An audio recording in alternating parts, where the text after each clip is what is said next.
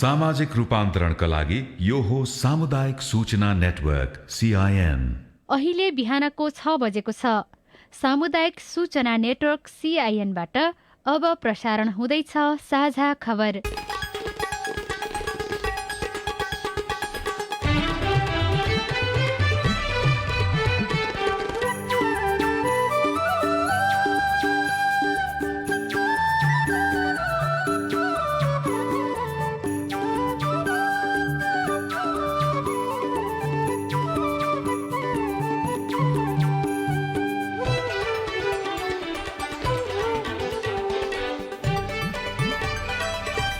शुभ प्रभात। यो CIN को साझा खबर हो। स्नेहा कर्णसँगै राजन रुचालको तपाईंलाई स्वागत छ। सामुदायिक रेडियोबाट देशैभरि एकैसाथ प्रसारण भइरहेको साझा खबर CINखबर.com र मोबाइल एप CINबाट पनि सुन्न सकिन्छ। आज 2077 साल फागुन 27 गते बिहिबार, मार्च 11 तारिक सन् 2021, नेपाल सम्मत 1141 फागुन कृष्ण पक्षको त्रयोदशी तिथि। आज महाशिवरात्रि पर्व, नेपाली सेना दिवस र आजै विश्व मृगौला दिवस पनि। साझा खबरमा प्रमुख खबरका शीर्षकहरू। विकसित परिस्थितिले राजनैतिक दलहरूको दौडधुप बढायो। सत्ता समीकरणका लागि जसपा तानातानमा गुटगत गतिविधिले एमाले भित्र मिलन बिन्दुमा अवरोध। दलहरूको विवादले संसद बैठक औपचारिकतामै सीमित। तराई मधेस द्रुत मार्गमा लेखा समितिले छानबिन थाल्यो। आज महाशिवरात्रि, 3 लाख भक्तजनले दर्शन गर्ने अपेक्षा। तेलको मूल्यमा उद्योगीको मन परे, गाउँमा खानेपानी छैन, भ्यू टावर बनाउन खर्च। कोरोना विरुद्धको खोप लगाएपछि अस्पताल जाने बिरामीको दरमा कमी। म्यानमारमा प्रदर्शनकारीलाई गोली हान्न सेनाको आदेश। कृषि कानूनको विरोधमा भारतको राज्यसभा बैठक अवरुद्ध। चीन र रुसले चन्द्रमामा अन्तरिक्ष स्टेशन बनाउने। र Nepal police club Kathmandu mayor's cup पुरुष क्रिकेट प्रतियोगिताको फाइनलमा बी डिभिजन लिगमा नयाँ बस्ती र खुमलटार विजयी।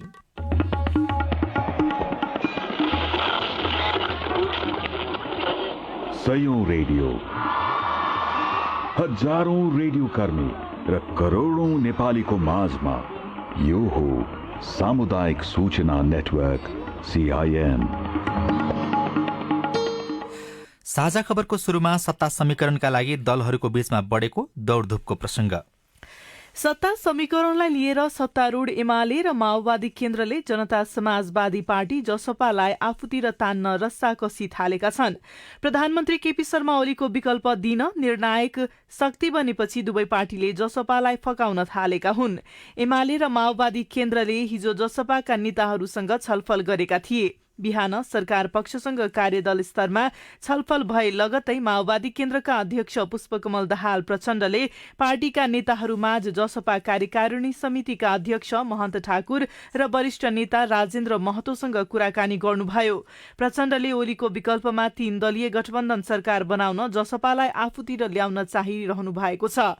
प्रधानमन्त्री ओलीले पनि जसपाको साथ लिएर सरकारलाई टिकाउन खोजिरहनु भएको छ। सत्ता समीकरणलाई लिएर यी दुई पक्षको तानातानमा परेको जसपा भने आफै अन्तर्कलहमा फस्न थालेको छ।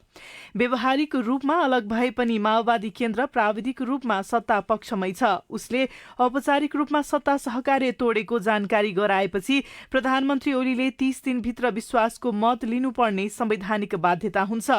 जसपाका कार्यकारिणी समितिका अर्का अध्यक्ष उपेन्द्र यादव र संघीय परिषदका अध्यक्ष डाक्टर बाबुराम भट्टराई सहित पूर्व समाजवादीका नेताहरूको जोड भने 3 दलीय गठबन्धनतिरै छ। प्रतिनिधि सभा विघटन गर्ने प्रधानमन्त्री ओलीको कदम विरुद्ध सड़कमा उत्रिएका दलहरूको सत्ता गठबन्धन नै प्राकृतिक हुने उनीहरूको ठम्याइ छ। जसपा अध्यक्ष यादवले ओली नेतृत्वको सरकारसँग सहकार्य गर्ने सम्भावना नै नरहेको बताउनु भएको छ। यसैबीच नयाँ समीकरणका लागि दोहोरो संवादमा रहेको जनता समाजवादी पार्टी जसपाको अस्पष्ट नीतिले कांग्रेस र माओवादी केन्द्र अलमलमा परेका छन्। कांग्रेस नेता रमेश लेखकले समीकरणका लागि संसदमा कांग्रेसको भूमिका निर्णायक नभएको र निर्णायक भूमिका जसपामा गएको बताउनु भएको छ। उहाँले जसपाले जे गर्छ त्यही हुने अवस्था भयो। अहिले गठबन्धन कांग्रेस र माओवादीले मात्रै गरेर हुँदैन। निर्णायक शक्ति जसपा अहिले सहमत भइसकेको छैन। हामी यसको निर्णय र भूमिका हेर्छौं भनेर प्रतिक्रिया दिनुभएको छ। त्यस्तै एमालेका नेता सुभाष नेमाङले एमाले दुई धारमा देखिए पनि जसपासँग निरन्तर संवादमा छौं, मागमा सकारात्मक रहेको छौं भनेर प्रतिक्रिया दिनुभएको छ। तर एमालेका अर्का नेता रघुजी पन्तले भने वामपन्थी वामपन्थीको सरकार बनाउनुपर्छ भन्नेहरूमा आफूहरूको मत रहेको बताउनु भएको छ। यसैबीच सर्वोच्च अदालतले एमाले र माओवादीलाई आफ्नो पार्टीमा फर्काएपछि एमाले अध्यक्ष केपी शर्मा ओलीले माधव नेपाल लगायतका नेताहरूसँग परामर्श गर्नुभएको छैन। उहाँले पार्टीभित्रकै वरिष्ठ नेताहरूसँग परामर्श नगरेका कारण एमालेको पुरानो सांगठनिक संरचना सञ्चालनमा अन्योलता उत्पन्न भएको छ। पार्टी पुरानै अवस्थामा आएपछि पहिलोपटक माधव नेपाल समूह पार्टीभित्र आफ्नो समूहको पुरानै अस्तित्वको खोजीमा लागेको छ। यो समूहले मंगलबार र बुधबार आफू पक्षधर सांसद र केन्द्रीय सदस्यहरूसँग अनौपचारिक छलफल समेत गरेको छ। सर्वोच्च अदालतको फैसलाले एमाले र माओवादी केन्द्रलाई पुरानै ठाउँमा फर्काइदिएपछि निकै खुशी हुनुभएका प्रधानमन्त्री केपी शर्मा ओलीलाई प्रधानमन्त्रीमा निरन्तरता पाउन भने निकै चुनौती देखिएको छ। ओलीले कुनै पनि बेला संसदमा आफ्नो पक्षमा बहुमत सिद्ध गर्नुपर्ने अवस्था आएको छ। संसदका अबका बैठकमा आएका कुनै पनि प्रस्ताव वा विधेयक पारित गराउन ओलीलाई प्रमुख चुनौती रहेको छ। संविधानविद डाक्टर विपिन अधिकारी भन्नुहुन्छ, संसदमा सरकारले ल्याएका कुनै पनि प्रस्ताव वा विधेयक पारित हुन सकेनन् भने माओवादी केन्द्रले समर्थन फिर्ता लिएमा र कांग्रेस वा जसपाले सहयोग नगरेमा सरकार अप्ठ्यारोमा पर्नेछ। प्रधानमन्त्रीबाट राजीनामा दिन नखोजेपछि अब विश्वासको मत नदिएर वा अविश्वासको प्रस्तावबाट उहाँलाई हटाउनु पर्ने अवस्था छ। सरकारले ल्याएका कुनै पनि प्रस्ताव अस्वीकार भएमा नैतिक रूपमा ओलीले विश्वासको मत लिनुपर्नेछ। प्रतिनिधि सभामा नेकपा एमालेका 121 जना सांसद छन्। ओलीले विश्वासको मत लिँदा वा अविश्वासको प्रस्ताव आउँदा व्हिप लगाउने भएका कारण माधव नेपाल समूहका सांसदले पनि प्रस्तावको पक्षमा मतदान गर्ने संकेत देखिएको छ। संसदमा बहुमत पुग्न 138 सीट आवश्यक पर्छ। एमाले एक ढिक्का भएर प्रधानमन्त्रीलाई सहयोग गरेमा बहुमत पुर्याउन थप 17 सीट आवश्यक पर्ने देखिएको छ। संसद अधिवेशन प्रारम्भ भएको पहिलो बैठकमै अध्यादेशहरू पेश हुनुपर्ने संवैधानिक बाध्यता छ। तर हिजो बसेको प्रतिनिधि सभाको दोस्रो बैठकमा पनि 6 वटा अध्यादेश पेश नहुँदा त्यसको अवस्था के हुने भन्ने अन्योल उत्पन्न भएको छ। संविधानको धारा 114(2) को स्पष्टीकरण खण्डमा सरकारले जारी गरेका अध्यादेशहरू संघीय संसदको दुवै वा अलग अलग अधिवेशन प्रारम्भ भएको बैठकमै पेश हुनुपर्ने व्यवस्था रहेको छ। प्रतिनिधि सभा नियमावलीको नियम 93 मा भनिएको छ, संविधानको धारा 114 बमोजिम जारी भएको अध्यादेश जारी भएपछि आह्वान भएको सदनको पहिलो बैठकमा सम्बन्धित मन्त्रीले पेश गर्नुपर्नेछ। प्रधानमन्त्री केपी शर्मा ओलीले पुस 5 मा प्रतिनिधि सभा विघटन गरेपछि सरकारले 7 वटा अध्यादेश जारी गरेको थियो।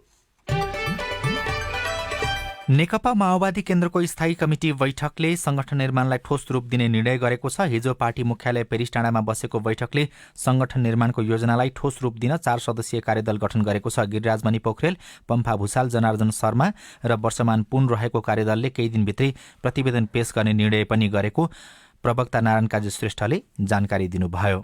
हाम्रो पार्टीको केन्द्रीय कमिटीको बैठक 1 गते हुने र प्रशिक्षणात्मक भेला 2 गते हुने छ र त्यो भेलामा सहभागी हुने विभिन्न तहका नेता कार्यकर्ताहरूको क्राइटेरिया मापदण्डको पनि निर्धारण गरिएको छ। हाम्रो स्थायी कमिटीको बैठकले पार्टीको अहिलेको समग्र संगठनात्मक स्थितिको यथार्थलाई अगाडि राखेर अबको संगठन निर्माणको योजनालाई ठोस रूप दिन केही दिनभित्रैमा प्रतिवेदन पेश गर्ने गरी 4 सदस्यीय कार्यदलको गठन गरेको छ।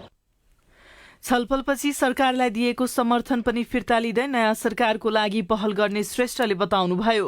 माओवादी केन्द्रबाट फुटेर ओली समूहमा लागेका नेताहरूले भने आफ्नो सांसद पद गए पनि एमाले नछोड्ने बताएका छन्। सीआईएनसँग कुरा गर्दै ऊर्जा तथा जलस्रोत मन्त्री टोप बहादुर रायमाझीले भन्नुभयो, सांसद मन्त्री पद भन्ने कुरा त्यो सहायक कुरा हुँदैन। मुख्य कुरा विचार, राजनीति, योजना, कार्यक्रम, राष्ट्र, जनता, विकास, समृद्धि मेजर कुरा हामीलाई। त्यसो भए तपाईँ अहिले एमाले हो कि माओवादी हो त? कम्युनिस्ट हो हामी। कम्युनिस्ट विचार, कम्युनिस्ट दर्शनलाई हामीले के छ भने तलमाथि गर्न सकिन्न, त्यसलाई विकसित गर्न सकिन्छ। वास्तवबाट विचलित हुन सकिन्न। न हामी एमालेमा छौँ न हामी माओवादीमा छौँ। अहिले वास्तव भन्नुहुन्छ भने हामी नेकपामा छौँ। अब मिटिङ बस्दाखेरि के गर्ने, त्यसमा कसरी करेक्सन गर्ने भन्ने कुरा हुन्छ। हामी सरकारमा छौँ। यो सरकार अहिले नेकपाको हुँदा बनेको सरकार हो। माओवादीमा फर्किने सम्भावना चाहिँ कति देख्नुहुन्छ? अहिले हामी त्यो आशंका सोचेका छैनौँ।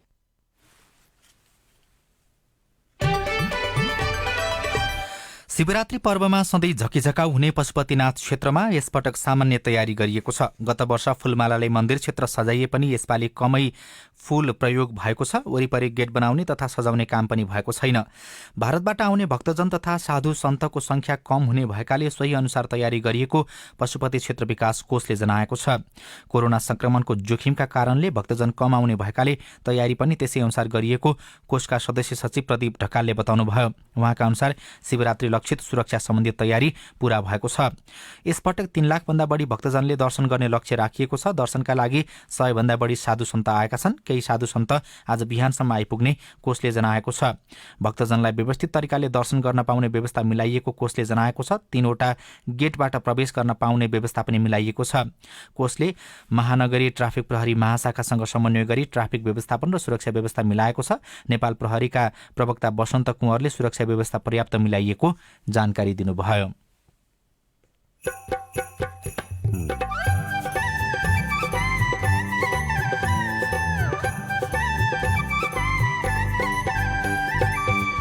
सामुदायिक सूचना नेटवर्क CIN मार्फत देशभरि प्रसारण भइरहेको साझा खबरमा सहकारी गाभिने क्रम बढ्यो, उत्पादन र उत्पादकत्व बढाउँ, रोजगारीमा चाहिँ त्यसलाई चाहिँ बढाउँ र संस्थालाई बढी व्यावसायिक बनाऊ भन्ने नै राज्यको लक्ष्य हो।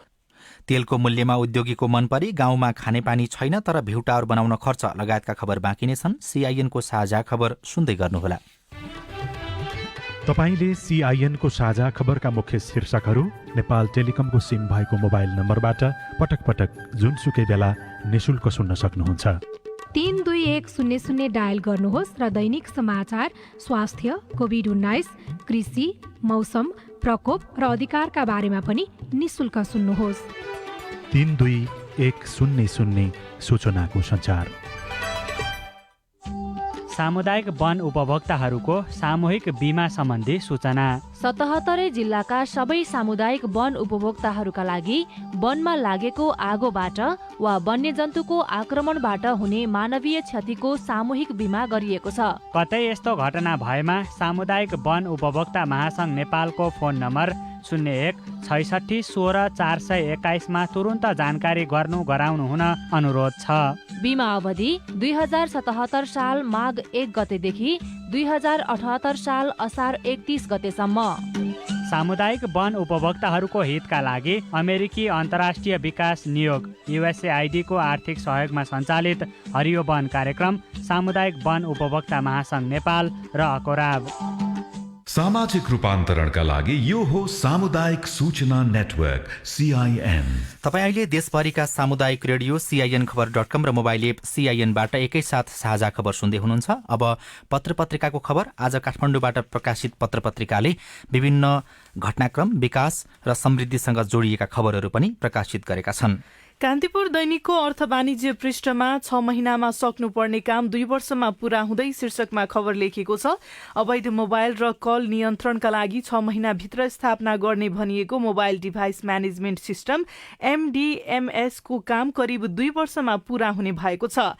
आगामी जेठभित्रमा MDMS स्थापना हुने नेपाल दूरसञ्चार प्राधिकरणले जनाएको हो। प्राधिकरणले 2076 असारमा उक्त परियोजनाको ठेक्का दिएको थियो। तेलको मूल्यमा उद्योगीको मनपरी शीर्षकमा खबर लेखिएको छ। 1 महिना अघि अन्तर्राष्ट्रिय बजारमा कच्चा पदार्थको मूल्य बढेको जनाउँदै खाने तेल उद्योगीले अस्वाभाविक मूल्य वृद्धि गरे। मूल्य वृद्धिको सर्वत्र आलोचना भएपछि वाणिज्य आपूर्ति तथा उपभोक्ता संरक्षण विभागले प्रज्ञापन पत्र मगाएर अनुसन्धान थाल्यो। प्रज्ञापन पत्र विश्लेषणका क्रममा अन्तर्राष्ट्रिय बजारमा मूल्य बढेको र केही प्रज्ञापन पत्रमा मूल्य घटे पनि यहाँ घटिएको देखिएको छैन। लागत मूल्य र MRP बीचमै धेरै फरक देखिएपछि विभागले अन्नपूर्ण भेजिटेबल प्राली र महालक्ष्मी सल्भेन्ट एन्ड रिफाइनरीलाई जरिवाना गरे पनि अन्यलाई भने कारबाही गरेको छैन। जाजरकोटमा पनि भेटियो बर्ड फ्लू शीर्षकमा खबर लेखिएको छ। जाजरकोटमा बर्ड फ्लू रोग देखिएको छ। पशुसेवा विभागका अनुसार भेरी नगरपालिका 3 सियालाका कृषकले पालेको लेयर्स कुखुराको नमुना परीक्षण गर्दा त्यसमा बर्ड फ्लू भेटिएको हो। यस्तै कान्तिपुरकै भित्री पृष्ठमा फास्ट ट्र्याकमा थाल्यो लेखाले छानबिन शीर्षकमा खबर लेखिएको छ। तराई मधेस द्रुत मार्गको 50 अर्ब भन्दा बढीको लागतका सुरुङ मार्ग र पुल निर्माणका लागि सीमित ठेकेदार कम्पनी मात्रै छनौटमा परेपछि मिले मतोको शंकामा प्रतिनिधि सभाको लेखा समितिले छानबिन थालेको छ। सरकारले द्रुत मार्गको निर्माणको जिम्मा नेपाली सेनालाई दिएको छ। कारोबार दैनिकमा कर्णालीका 67% नागरिक अन्धकारमा शीर्षकको खबर छापिएको छ। विद्युत उत्पादन क्षमताका हिसाबले देशकै दोस्रो स्थानमा रहेको कर्णाली प्रदेशका 66% नागरिक अहिले पनि अँध्यारोमै बस्न बाध्य छन्। 17.5 लाख जनसङ्ख्या रहेको कर्णालीमा अहिलेसम्म करिब 33% अर्थात् 5,61,000 नागरिक मात्रै विद्युतको पहुँचमा पुगेका छन्। 11,39,000 अर्थात् 67% नागरिक अहिले पनि टुकी र दियालोकै भरमा रात कटाउन बाध्य रहेको तथ्याङ्कले देखाएको छ, खबरमा भनिएको छ।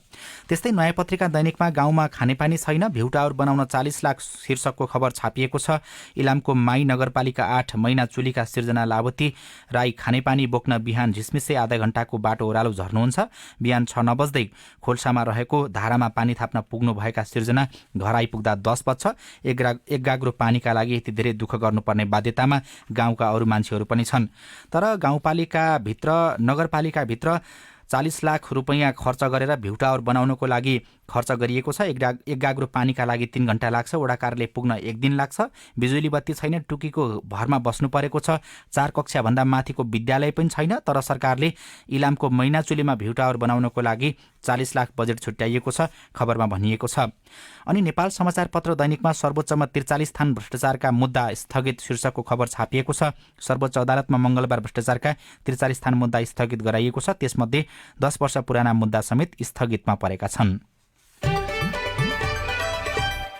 नेपालमा पछिल्लो 24 घण्टामा थप 104 जनामा कोरोना भाइरसको संक्रमण देखिएको छ। 3,488 जनाको स्वाब नमूना परीक्षण गर्दा 104 जनामा कोरोना भाइरसको संक्रमण देखिएको हो। यस्तै थप 63 जना हिजो डिस्चार्ज भएका छन्। मन्त्रालयका अनुसार निको हुने दर 98.6% पुगेको छ। देशभर 911 सक्रिय संक्रमित रहेका छन्। सरकारले माघ 14 गतेदेखि नेपालमा कोरोना भाइरस विरुद्धको खोप अभियान शुरू गरेको छ। विज्ञहरूले कोरोना भाइरस विरुद्धको खोपको प्रभावकारिता राम्रो देखिएकाले खोप लगाउन आग्रह गरेका छन्।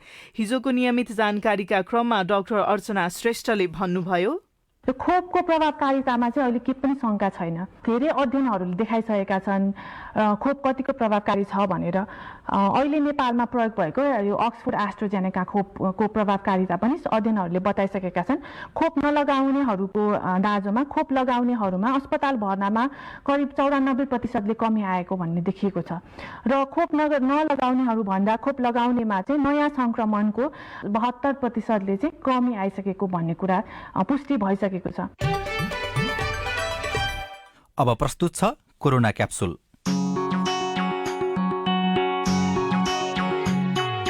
बाढी पहिरो खेपियो, आधी हुरी छेकियो, संसारकै विनाशकारी भुइँचालो नि जितियो। के नै हो र यो कोरोना, खोप लगाइ जितिन्छ। नमस्कार, म कृष्ण ताम्राकार। कोरोनाको यो चौथो क्याप्सुल हो। आजको क्याप्सुलमा 3वटा डोजहरू छन्। ती 3वटै डोजहरू कोभिड-19बाट बच्न लगाइएको खोपका अनुभवमा आधारित छन्। कोरोना क्याप्सुलमा आफ्ना अनुभव र सल्लाहसहित आजका डोजहरू दिँदै हुनुहुन्छ नेपालका पहिलो राष्ट्रपति डाक्टर रामवरण यादव।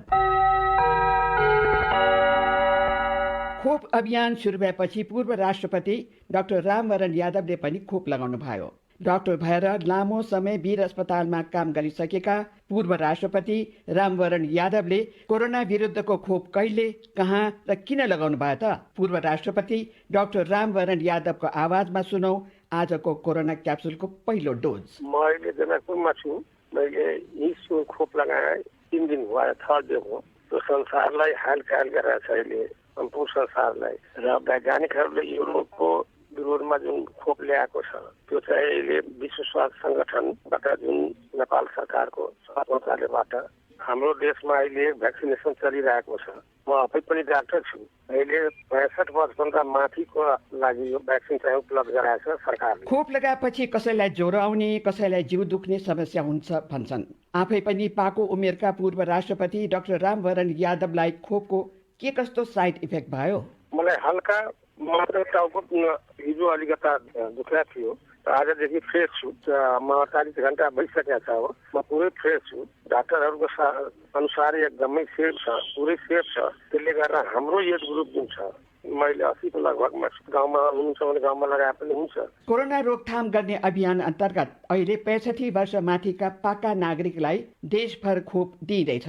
कोरोना क्याप्सुलको अन्तिम तथा तेस्रो डोज आजसम्म खोप नलगाई बसेका पाका नागरिकलाई पूर्व राष्ट्रपति डाक्टर रामवरण यादवको सल्लाह र सन्देश। यस नागरिकलाई म सल्लाह दिन्छु, हाम्रो सरकारको जो क्राइटेरियामा जति खोप उपलब्ध छ त्यसको अनुसार झन् चाहिँ अहिले चाहिँ 65 वर्षदेखि माथिको नागरिकलाई जुन उपलब्ध गराएछ सबैले भ्याक्सिनेसन लिनुपर्छ। किन आफू पनि जोड्नुपर्छ त्यो रोगबाट र आफ्नो परिवारलाई पनि जोगाउनु पर्छ र समुदायलाई पनि जोगाउनु पर्छ। त्यसले गर्दा सबैको कर्तव्य छ कि यो लिनुपर्ने, किनकि यो सेफ हो, वैज्ञानिक अनुसार यो सेफ हो। यसले गर्दा मैले त सबैलाई अनुरोध गर्न चाहन्छु, सबै दाजुभाइ दिदीबहिनीहरूलाई, खास गरेर 65 वर्षभन्दा माथिका जो हुनुहुन्छ, कसैलाई हार्ट डिजिज छ, हार्टको प्रब्लम छ, कसैलाई फोक्सोको प्रब्लम छ, कसैलाई किडनीको प्रब्लम छ, त्यसले त झन् चाहिँ त्यो परिवार सजग भएर आफ्नो चाहिँ आमा बुवालाई लगेर यो खोप चाहिँ लगाइहाल्नु पर्ने। सबै दाजुभाइ र दिदीबहिनीलाई म आफू बच्नु, सबैलाई बचाउनुहोस्, देशवासीलाई बचाउनुहोस्, त्यो हाम्रो पुण्य कर्तव्य छ। अनुभव र सल्लाहका डोजका लागि पूर्व राष्ट्रपति डाक्टर रामवरण यादवलाई धन्यवाद। नलगाएको भए पूर्व राष्ट्रपतिको सल्लाह मानेर खोप लगाउनुहोस्। खोप लगाइसकेको भए पनि मास्क लगाउने बानी नछाड्नुहोस्। लौ त कोरोनाको अर्को क्याप्सुलमा फेरि भेटौँ।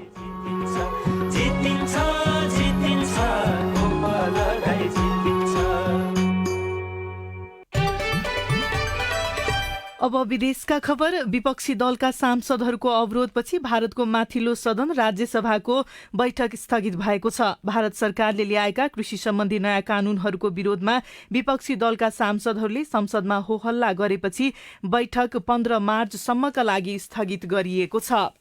म्यानमारमा सैनिकहरूले प्रदर्शनकारीमाथि गोली हान्न आदेश दिएका छन्।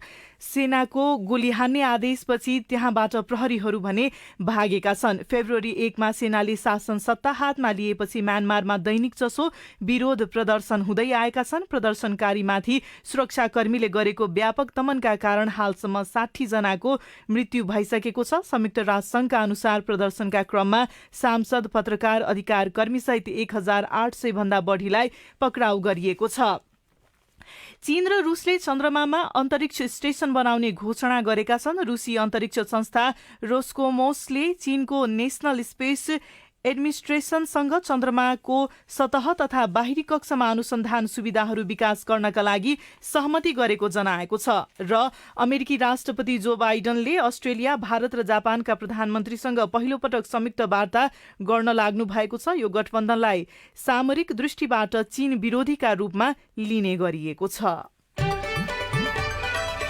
अब खेलकुदका खबर। विभागीय टिम नेपाल पुलिस क्लबले काठमाडौँ मेयर कप एकदिवसीय क्रिकेट लिगको फाइनलमा प्रवेश गरेको छ। पुलिसले हिजो आफ्नो लिग चरणको अन्तिम खेलमा काठमाडौँ मेयर 11लाई 103 रनको फराकिलो अन्तरले हराउँदै लिगमा शीर्ष स्थानमा रहँदै फाइनलमा प्रवेश गर्ने स्थान पक्का गरेको हो।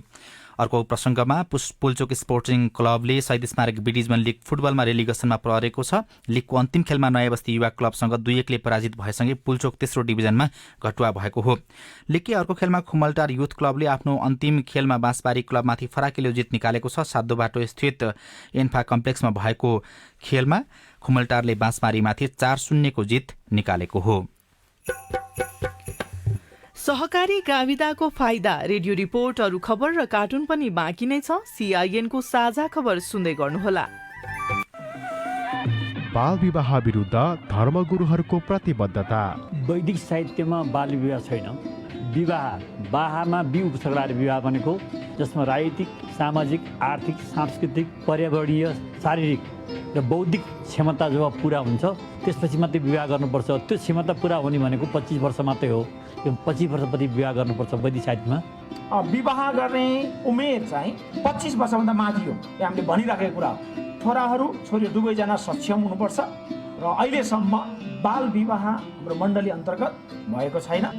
हाम्रोमा बाल विवाह हुँदैन, यो मुद्दुमले भनेको कुरा हो र हाम्रो व्यवहारमा त्यस्तो नै छ। यी अशान्ति उत्पादन गर्ने रीति हाम्रोमा छैन। समाजमा हानिकारक परम्परागत अभ्यासहरू बाँकी रहनुमा हामीले घरबाटै हाम्रा बालबालिकालाई चाहिँ सक्षम बनाउने कोसिस र शिक्षा दिएका छैनौँ। यति मात्रै हामीले मदन गर्न सक्यौँ भने यी सबै कुराबाट पार पाएर हामी एउटा रूपान्तरको अवस्थामा आउँदैछौँ। परम्परागत हानिकारक अभ्यास जुन धर्मको नाउँमा भइरहेका छन् ती अभ्यासहरूलाई हामी यसरी नै धर्मगुरुहरू एकजुट भएर अगाडि बढौँ।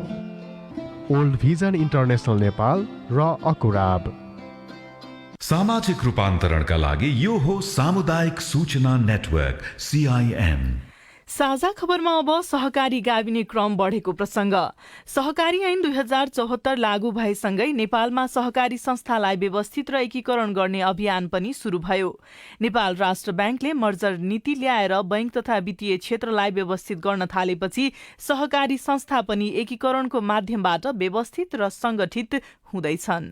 नुवाकोटमै पहिलो पटक बट्टारको पुरानो ओम श्री गोसाईकुण्ड बहुद्देशीय सहकारी र विदुरको चौतारी बचत तथा ऋण सहकारी संस्था एकीकरण भएका छन्। एकीकरणपछि गोसाईकुण्ड चौतारी बहुउद्देशीय सहकारी संस्थाको नामबाट कारोबार सुरु हुँदैछ। 2200 सदस्य रहेकोमा एकीकरणपछि 3200 पुगेको अध्यक्ष इन्द्र बहादुर पण्डित बताउनुहुन्छ। सरकारको आह्वान पनि भयो, धेरै सहकारीहरू राखी छोड्दाखेरि औचित्य पनि पुष्टि नहुने, ठुलो सहकारीको एउटा आकार दिन सकौं भन्ने नै हो। एकताको लागि हामीले चाहिँ हात फैलाउने कामहरू जारी राखेका छौं। नुवाकोटमा अहिले 306 वटा सहकारी सञ्चालनमा छन्। सहकारी एकीकरणको अभियान सुरु भएको नवलपरासीको गैंडाकोट नगरपालिकामा अहिले 28 वटा सहकारी छन्। गैंडाकोटको बिक्कु बचत तथा ऋण सहकारी संस्थाले मात्रै 16 वटा सहकारीसँग एकीकरण गरिसकेको छ। चितवन र नवलपरासी सेवा क्षेत्र रहेको सहकारीका सदस्य संख्या 84,000 भन्दा धेरै छन्। एकीकरणले सदस्यलाई सेवाको छनौटको सुविधा पुगेको बताउनुहुन्छ प्रमुख कार्यकारी अधिकृत माधव प्रसाद पौडेल। एकीकरण भइसकेपछि जुनसुकै हिसाब त्यो ऋणको हिसाबले होस्, चाहे त्यो बचतको हिसाबले होस्, चाहे त्यो अन्य कुनै सेवा लिने सन्दर्भमा विकल्प खोजेर अन्य बैंक तथा वित्तीय संस्थाहरूमा जानुपर्ने अवस्थाको चाहिँ अन्त्य भएको छ। सरकारले सहकारी ऐनको आधारमा एकीकरण सम्बन्धी निर्देशिका 2077 पनि लागू गरेको छ, जस अन्तर्गत स्थानीय तह, प्रदेश सरकार र संघलाई सहकारीको नियमन र एकीकरणको अधिकार दिएको छ। सहकारी विभागको तथ्याङ्क अनुसार 2076 माघसम्ममा 79 वटा सहकारी एकीकरण भएर 43 वटा संस्था बनेका छन्। सहकारी एकीकरणका फाइदा बारे बताउँदै विभागका उपरजिस्ट्रार सुरेन्द्र राज पौडेल, संस्थाको चाहिँ उत्पादन र उत्पादकत्व बढाउँ, रोजगारीमा चाहिँ त्यसलाई चाहिँ बढाउँ र संस्थालाई बढी व्यावसायिक बनाऊ भन्ने नै राज्यको लक्ष्य हो। त्यो प्रतिस्पर्धामा खरो उत्रनको लागि सहकारी एकीकरणले चाहिँ सहयोग पुर्याउने। एकीकरण पछि एक व्यक्ति एक सहकारी सदस्यता सुनिश्चित हुनुका साथै सञ्चालन खर्चमा कटौती गरी उत्पादन क्षेत्रमा लगानी बढाउन, व्यवसायीकरण गर्न, सहकारी क्षेत्रमा देखिएका विकृतिमा सुधार गर्न सहज हुन्छ। एकीकरण हुने सहकारीलाई सरकारी निकायबाट पनि सहुलियत दिन सक्ने बताउनुहुन्छ उपरजिस्ट्रार सुरेन्द्र राज पौडेल। ठिक छ, हामी एकीकरण गरेर यति संस्था एकीकरण गरेर नियमावलीको व्यवस्था कार्यान्वयनको लागि पालनको लागि यसले सहजीकरण गर्छ भने राज्यले केही प्याकेज अथवा केही राहत हुनसक्छ, आयकरमा राहत हुनसक्छ, सेवा केन्द्र थप दिन सक्ने व्यवस्था हुन सक्ला, कार्यक्षेत्र थप गर्न सक्ने लगायतका केही हुन सक्छन् है कुनै पनि। सहकारी ऐन 2074 आउनु अघि 34,837 सहकारी रहेकोमा यस वर्ष विभागले गरेको अध्ययनले सहकारीको संख्या 29,886 रहेको देखाएको छ। विनोद शर्मा, CIN, काठमाडौँ। साझा खबरमा अब केही खबर संक्षेपमा। बैंकहरू कर्जा प्रवाहमा आक्रामक भएसँगै ब्याजदर बढ्ने संकेत देखिएको छ। कोरोना महामारीको असर कम हुँदै जाँदा बैंकहरूले निक्षेप संकलनको तुलनामा कर्जा प्रवाहमा तीव्रता दिएपछि बैंकिङ प्रणालीमा रहेको तरलता घट्दै गएको छ, जसका कारण बैंकको ब्याजदर बढ्ने संकेत देखिएको हो। र बर्दिया राष्ट्रिय निकुञ्जमा पछिल्लो 2 वर्षको अवधिमा बाघको आक्रमणबाट 17 जनाको मृत्यु भएको छ। हामी साझा खबरको अन्त्यमा आइपुगेका छौं। सामुदायिक रेडियो प्रसारक संघद्वारा सञ्चालित CIN को बिहान 6 बजेको साझा खबर सक्नु अघि मुख्य खबर फेरि एकपटक। विकसित परिस्थितिले राजनीतिक दलहरूको दौडधुप बढायो। सत्ता समीकरणका लागि जसपा तानातानमा, गुटगत गतिविधिले एमाले भित्र मिलनबिन्दुमा अवरोध। दलहरूको विवादले संसद बैठक औपचारिकतामै सीमित। तराई मधेस द्रुतमार्ग लेखा समितिले छानबिन थाल्यो। आज महाशिवरात्रि 3 लाख भक्तजनले दर्शन गर्ने अपेक्षा। तेलको मूल्यमा उद्योगीको मन परी, गाउँमा खानेपानी छैन, भ्यू टावर बनाउन खर्च। कोरोना विरुद्धको खोप लगाएपछि अस्पताल जाने बिरामीको दरमा कमी। म्यानमारमा प्रदर्शनकारीलाई गोली हान्न सेनाको आदेश। कृषि कानूनको विरोधमा भारतको राज्यसभा बैठक अवरुद्ध। चीन र रुसले चन्द्रमामा अन्तरिक्ष स्टेसन बनाउने। र Nepal police Kathmandu mayor's cup पुरुष क्रिकेट प्रतियोगिताको फाइनलमा। साझा खबरको अन्त्यमा कार्टुन लिएका छौं नागरिक दैनिकबाट। यो पनि शीर्षकमा रबिन साइमीले बनाउनु भएको कार्टुन छ। यहाँ आज शिवरात्रि पर्व भनेर भनिएको छ। शिवरात्रि पर्वको दिनमा नाङ्गा बाबाहरू पशुपति क्षेत्रमा देखिन्छन्, साधु सन्तहरू देखिन्छन्। त्यही कुरालाई देखाउन खोजिएको छ। त्यस्ता व्यक्तिहरू यहाँ देखाइएको छ चित्रको रूपमा। तर राजनीतिमा पनि त्यस्तो स्थिति पैदा भएको छ। मान्छेहरू त्यसरी अगाडि आएका छन् भनेर भनिएको छ। नेताहरूलाई व्यङ्ग्य गरिएको छ र नागा बाबाहरू कुरा गर्दैछन्। माथि चाहिँ यस्तो लेखिएको छ, के गर्नु हजुर, नेताहरू जस्तो त नागा कसरी हुनु र। हवस् त प्राविधिक साथी सुनिल राज भारतलाई धन्यवाद। अहिलेलाई राजन रुचाल र स्नेहा कर्ण बिदा भयौं। तपाईँको आजको दिन शुभ होस्। नमस्कार। यसपछि देशभरिका सामुदायिक रेडियोबाट कार्यक्रम हाम्रो पालिका प्रसारण हुनेछ। सुन्ने प्रयास गर्नुहोला।